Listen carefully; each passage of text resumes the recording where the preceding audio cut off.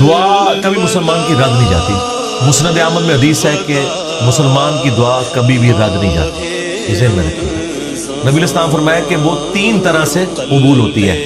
یا جو کچھ مانگا وہ مل جائے گا, یا اس کے بدلے کوئی بہتر نعم البدل مل جائے گا, کوئی مصیبت بھی ٹال سکتی ہے. اور اگر یہ نہ ہوا تو وہ تمہاری دعا قیامت کے دن کے لیے سٹور کر دی جائے گی, تمہیں اجر ملے گا. لہذا یہ تو اپنے دماغ سے نکال دیں کہ دعا ریجیکٹ ہوتی ہے. دعا کبھی بھی ریجیکٹ نہیں ہوتی. دوسری بات, دعا کرنا آپشنل نہیں ہے, یہ مسلمان پہ فرض ہے. جو مسلمان دعا نہیں کرتا وہ اللہ کا نافرمان ہے, اللہ تعالیٰ کا باغی ہے, اللہ تعالیٰ اس سے ناراض ہوتا ہے. ادعونی استجب لکم ان الذین یستکبرون عن عبادتی, سورہ المؤمن کی آیت نمبر 60 ہے. اے میرے بندو مجھ سے مانگو. جو لوگ مجھ سے دعا کرنے میں تکبر کرتے ہیں میں انہیں ذلیل و خوار کر کے جہنم میں داخل کروں گا.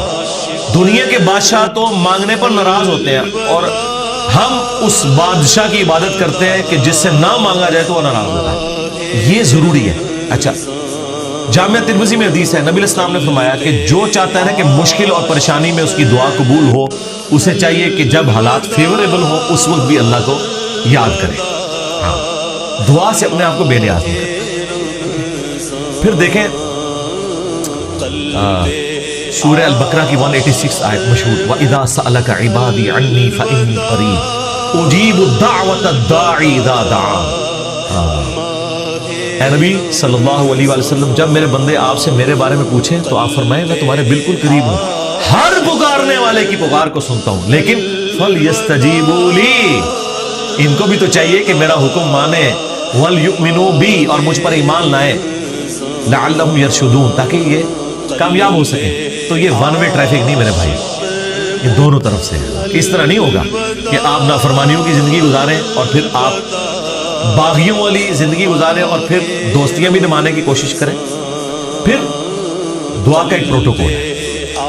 جامعہ ترمذی میں حدیث ہے, نبی علیہ السلام بیٹھے تھے, سیدنا ابوبکر سیدنا عمر بیٹھے تھے, ایک شخص آیا, اس نے نماز پڑھی اور ڈائریکٹ اللہ سے مانگنا شروع کر دیا. نبی علیہ السلام نے فرمایا سائل نے جلدی کی. پھر ایک اور شخص آیا, اس نے نماز پڑھی, اللہ کی حمد کی, پھر دروشی پڑھا, تو آپ نے فرمایا سل توڑتا سل توڑتا, مانگ تجھے دیا جائے گا, مانگ تجھے دیا جائے گا. اور دوسرے بندے کو آپ نے بلا کے کہا کہ جب دعا کرو پہلے اللہ کی حمد کرو, پھر دروشی پڑھو, پھر اللہ سے مانگو. اور نماز میں بھی دیکھیں پہلے ہم اللہ کی حمد کرتے ہیں, التحیات للہ والصلوات والطیبات, پھر سلام عرض کرتے ہیں, اس کے بعد دروشی پڑھتے ہیں, اور اینڈ پہ دعا. یہ پروٹوکول ہے دعا کا, یہ طریقہ ہے دعا کرنے کا. آپ نے دعا اس طریقے سے اللہ کے حضور پیش کرنی ہے تو دعائیں اللہ تعالیٰ قبول فرمانے والا ہے. اور بعض اوقات انسان یہ چاہتا ہے کہ جو میں مانگ رہا ہوں نا یہی مجھے مل جائے. یہ سب سے بڑی انسان کی کمزوری ہے.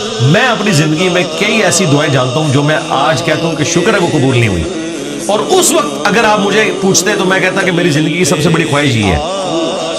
میں نے غلاف کعبہ 2002 میں پکڑ کے دعا کی تھی کہ اے اللہ مجھے بریلوی مارنا, بجائے یہ کہنے کے کہ مسلمان مارنا, میں ایک فرقے کے لیے دعا کر رہا تھا. شکر ہے یہ اللہ قبول نہیں کی تھی, تیری مہربانی. آندہ بھی کوئی دعا قبول نہ آئے تھے, اسی میں بہتری ہے جو قرآن میں ہے نا کہ جس چیز سے تم کراہت محسوس کر رہے ہوتے ہو عین ممکن ہے اس میں تمہارے لیے خیر چھپی ہوئی ہے. اللہ جانتا ہے, تم نہیں جانتے. بعض اوقات انسان کسی چیز میں کراہت محسوس کر رہا ہے, اس میں خیر چھپی ہوئی ہے, اور جس چیز کو محبت کی نظر سے دیکھ رہا ہے اس میں اس کے لیے شر چھپا ہے. اس کو ڈاکٹر ذاکر نائک نے بڑی مثال پیاری دی تھی کہ آپ کا امریکہ میں کوئی بزنس ہو اور آپ نے فلائٹ سے پہنچنا ہو, میٹنگ ہو آپ کی, اور وہ میٹنگ آپ اٹینڈ کریں تو آپ کو کروڑوں کا بزنس ملنے والا ہے, اور اگر رہ جائے تو آپ کا اتنا نقصان ہو جائے گا سارے بزنس مین کے لیے. آپ جیسے ہی ٹریفک کے لیٹ ہونے کی وجہ سے ایئرپورٹ پہنچے اور آپ کو پتا چلے کہ وہ جہاز اڑ گیا ہے جس میں آپ نے جانا تھا, تو آپ کہیں گے میری زندگی کی سب سے بری خبر تھی جو میں نے سنی. اور اسی گاڑی میں واپس آتے ہوئے آپ کو خبر ملے کہ وہ جہاز کریش کر گیا, تو آپ کہیں گے وہ میری زندگی کی سب سے بہترین خبر تھی جو میں نے اس وقت سنی تھی. شکر ہے میں ہی بیٹھا ہوں. میں ایک ہی خبر تھوڑی دیر پہلے زندگی کی بدترین خبر تھی اور اگلے لمحے وہ سب سے اچھی. اچھا, اس چیز کو اللہ نے قرآن میں حضرت موسیٰ اور خضر کے واقعے میں سمجھایا, جس میں وہ ایک بچے کی گردن مروڑ دیتے ہیں. وہ یہ نہیں ہے کہ یہاں کو پیر بچوں کی گردنیں مروڑیں گے, وہ فرشتہ تھا, وہ حضرت اسرائیل والا کام کر رہا تھا, اس کو اللہ تعالیٰ نے اتنی عمر بچے کو دینی تھی. لیکن اس کے جواب میں انہوں نے کیا کہا کہ تمہارے رب نے ارادہ کیا کہ اس سے بہتر اولاد انہیں دے, کیونکہ اس اولاد نے ذلیل کروانا تھا ماں باپ کو. تو مسئلہ تقدیر سمجھایا گیا نا کہ اگر کوئی تکلیف پہنچتی ہے تو آپ کو نہیں پتا. اور واصف علی واصف صاحب کہتے ہیں میں ایک دفعہ داتا دربار بیٹھا ہوا تھا, ایک بندہ دعا کر رہا تھا, یا اللہ جو 25 سال پہلے میں نے دعا مانگی تھی وہ واپس لے لے. یہی وہ ریپیٹ کر رہا تھا. تو میں نے اسے بعد میں پوچھا یہ آپ کیا بات کر رہے ہیں؟ وہ کہنے لگا میں نے, میری بیٹی ہی تھی, ساری اچھی نکلی ہیں, لیکن میری تسلی نہیں ہوتی تھی. 25 سال پہلے میں نے ایک بیٹا مانگا رو رو کے, کتنی منتوں سے مرادوں سے, اور وہ چرس اور ہیروئن کے نشے میں پڑ گیا تو گھر کا سارا سامان اس نے بیچ دیا. تو بڑا بہتر کیا تھا اللہ نے جو مجھے بیٹا نہیں دیا ہوا تھا, تو یا اللہ وہ دعا واپس لے لے. ٹھیک ہے, اس لیے آپ نے اپنے معاملات کو ذرا دیکھ کے بھی چلنا ہوتا ہے, لیکن دعا ضرور مانگیں. اللہ تعالیٰ کے بارے میں پیسمسٹک نہ ہو, آپٹیمسٹک. نبی اسلام کی حدیث ہے بخاری مسلم میں کہ کبھی یوں بھی دعا نہیں کرنی کہ اگر یا اللہ تو چاہے, اگر وگر نہیں, پورے پیشن سے مانگے, صحیح دعا مانگے. اور مسلم شریف میں حدیث ہے نبی اسلام کہ ایک صحابی اتنے بیمار ہوئے کہ وہ ہڈیوں کا پنجر بن گئے. نبی اسلام ان کی عادت کرنے گئے. آپ نے کہا کہ تو اللہ سے کیا مانگتا کہ جو تیری حالت ہوئی ہوئی ہے؟ انہوں نے کہا یا رسول اللہ میں اللہ سے ایک ہی دعا مانگتا ہوں کہ اے اللہ جو تو نے مجھے آخرت میں عذاب دینا ہے نا دنیا میں دے. اسلام سبحان اللہ, اللہ پاک ہے, یہ تو نے کیا عقیدہ بنایا ہوا ہے. یعنی حضور جب حیران ہوتے تھے نا تو یعنی غلطیوں سے پاک تو اللہ ہی ہے, یہ کہتے تھے. اوے تیرے اندر سکت ہے کہ تو دنیا میں بھی اللہ کا عذاب برداشت کر سکے, اور تجھے تو چاہیے تھا تو کہتا اللہم ربنا آتینا فی الدنیا حسنہ وفی الآخرۃ حسنۃ وقنا عذاب النار. اے اللہ مجھے دنیا میں بھی بھلائیاں عطا فرما, آخرت میں بھی بھلائیاں عطا فرما, اور آخرت کی سب سے بڑی بھلائی مجھے دے وقنا عذاب النار, جہنم کی آگ سے بچا. تو نبی اسلام نے کہا یہ پڑھ. اس نے پڑھنا شروع کیا. صحابہ کرام کہتے ہیں کچھ دنوں بعد وہ ایسے ہو گیا جیسے مردہ زندہ ہو جاتا ہے, بالکل ٹھیک ہو گیا. ٹھیک ہے, تو اندازہ کریں کہ بعض اوقات ہماری اپنی مس ہینڈلنگ ہوتی ہے. پھر نبی اسلام نے کچھ ہمیں راستہ بھی بتایا. بخاری مسلم میں حدیث ہے جس کی خواہش ہو کہ اس کی عمر دراز ہو جائے اور اس کے رزق میں برکت ہو. یہی دو دعائیں ہیں جس کے پیچھے لوگ درباروں میں بھی جاتے ہیں, ادھر ادھر ذلیل ہوتے ہیں کہ جی صحت والی زندگی ہو, لمبی ہو, ظاہر انسان کے اندر اللہ نے خواہش رکھی ہے, اور فراخی ہو. نبی اسلام نے دونوں چیزیں گنوائی. بخاری مسلم کے الفاظ ہیں جو یہ چاہتا ہے نا وہ اپنے رشتہ داروں کے ساتھ اس نے سلوک کرے. شریکہ نال, پنجابی کہیں شریکہ نال, کیونکہ انسان دوسروں پہ لگا لیتا ہے, شریکہ کو نہیں دیتا.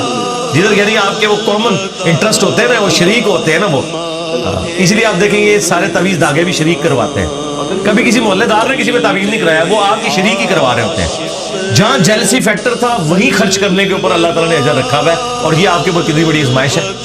جہاں آپ خرچ نہیں کرنا چاہتے وہاں آپ نے خرچ کرنا ہے. اب جو آپ نے وسیلہ اور توسل کی بات کی وہ صحیح بخاری میں حدیث ہے 1010 نمبر حدیث 1010 کہ حضرت عمر فاروق رضی اللہ تعالیٰ کے دور میں جب قحط پڑ جاتا تو وہ دعا کرتے اللہم, اللہ تعالیٰ کو مخاطب کرتے کہ اے اللہ انا کنا نتوسل الیک بنبینا, پہلے ہم تیرے نبی سے دعائیں کروایا کرتے تھے, اب ان کی وفات کے بعد ان کے چچا کو لے کے آئے, ان کی دعا کی برکت سے بارش نازل فرما, اور وہ بارش نازل ہو جاتی. یہ حضرت عمر نے امت کو عقیدہ دیا ہے کہ توسل اور وسیلہ یہ نہیں ہے کہ کسی کے واسطے آپ نے ڈالنے اللہ کو, بلکہ یہ ہے کہ اس نیک بندے سے جا کے دعا کروانا. بخاری مسلم میں ہے کہ بارش نہیں ہوتی تھی, صحابہ کرام نبی صاحب سے دعا کرواتے تھے, دعا کی برکت سے بارش ہو جاتی تھی. اب قبر رسول پہ جا کے آپ نے نبی السلام سے کوئی نہیں مانگنا. ہاں وہ دعاؤں کی قبولیت کی جگہ ہے, وہاں کھڑے ہوں صلاۃ والسلام عرض کریں. 4 کتابوں میں موجود ہے, المصنف ابن ابی شیبہ میں, سنن کبریٰ البیہقی میں, الموطأ امام مالک میں, فضل الصلاۃ علی النبی کے اندر کہ صحابہ کرام اور خصوصاً ابن عمر کے بارے میں کہ مسجد نبوی میں وہ آتے, پہلے سفر پہ جاتے ہیں یا واپس آتے ہیں, پہلے مسجد نبوی میں 2 رکعت پڑھتے ہیں اور قبر رسول پر آ کے عرض کرتے السلام علیک یا رسول اللہ, السلام علیک یا ابا بکر, السلام علیک یا عمر. ایک روایت میں السلام علیک یا ابا, میرے باپ آپ پر سلام. تو یہ صحابہ کرام کا طریقہ تھا قبر رسول پہ حاضر ہونا, وہاں کھڑے ہو کر اللہ سے دعا مانگنی ہے. آپ نے کسی یعنی بزرگ سے یا پیغمبر سے ڈائریکٹ نہیں مانگے اور نہ واسطے ڈالنے. دیکھیں قرآن میں 40 کے قریب دعائیں آئی ہیں, سب ربنا کے ساتھ, کوئی وسیلے واسطے نہیں ہے اس میں. مجھے نہیں سمجھ آتی آپ وسیلے واسطے سے بھی آگے جا کے ڈائریکٹ بزرگوں کو پکارتے ہیں, یا علی مدد کہتے ہیں, یا شیخ عبد القادر جیلانی مدد کہتے ہیں. ان سے پوچھو کہ اللہ کے بندوں کیا مولا علی علیہ السلام نے کسی کا واسطہ ڈال کے کبھی دعا کی ہے یا اسے پکارا ہے؟ شیعہ کی جو سب سے اتھینٹک کتاب ہے نا مولا علی کے خطبات نہج البلاغہ, اس میں ایک خطبہ موجود ہے اپنے بیٹے کو انہوں نے کچھ نصیحتیں کی ہیں. اس میں انہوں نے کہا کہ حسن یاد رکھنا تم اس کی اولاد ہو جس نے عنقریب مر کے مٹی ہو جانا ہے. بقا صرف اللہ کی ذات کو ہے. حسن جب بھی تجھے مصیبت اور پریشانی ہو صرف اسی کو پکارنا. اور اے میرے بیٹے حسن یاد رکھنا اللہ کی بارگاہ وہ ہے جس میں اس نے اپنے لیے کوئی دربان بھی مقرر نہیں کیا. تم ڈائریکٹ اللہ سے مانگو. اب مجھے بتائیں اگر یا علی مدد کا عقیدہ ہوتا تو سب سے پہلے وہ اپنے بیٹے کو سکھاتے حسن ابن علی کو. اگر حسن ابن علی کو یا علی مدد کا عقیدہ نہیں سکھایا گیا تو باقی تو شاہی کوئی نہیں. پھر یہ سارے انہوں نے گھڑے میں عقیدے. ہاں آپ یہ کہہ سکتے ہیں اے اللہ جو تجھے اپنے نبیوں سے ان کے اہل البیت سے ان کے صحابہ سے محبت ہے میں اس محبت کا وسیلہ تجھے پیش کرتا ہوں کہ میرا یہ کام کر دے. یہ اللہ کی صفت کا وسیلہ ہوگا. وَلِلَّهِ الْأَسْمَاءُ الْحُسْنَى فَادْعُوهُ بِهَا. اللہ کا اپنے پیغمبروں سے محبت کرنا یہ اللہ کی صفت ہے. اس کا آپ وسیلہ پیش کر سکتے ہیں. اس طرح نیک اعمال کا وسیلہ وَاسْتَعِينُوا بِالصَّبْرِ وَالصَّلَاةِ نماز و صبر کے ذریعے اللہ کی مدد چاہو. بالکل آپ وسیلہ پیش کریں.